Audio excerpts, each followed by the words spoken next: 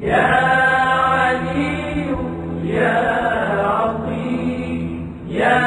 غفور يا رحيم يا علي يا عظيم يا غفور يا رحيم أنت الرب العظيم أنت الرب العظيم الذي ليس كمثله شيء وهو السميع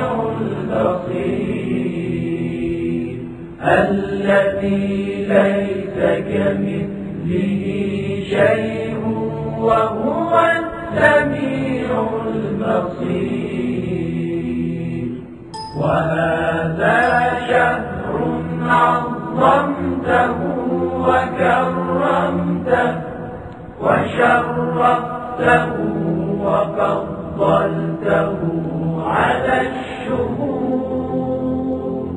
وهو الشهر الذي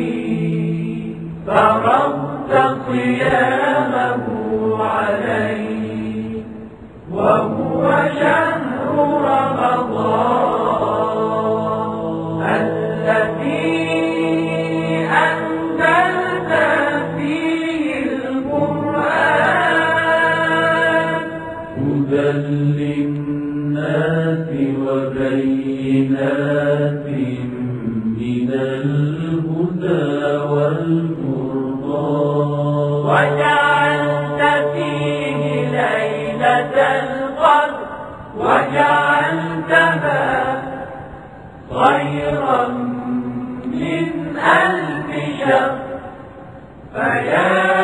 ذا المن ولا يمن علي من علي بفكاك رقبتي من النار في من تمن علي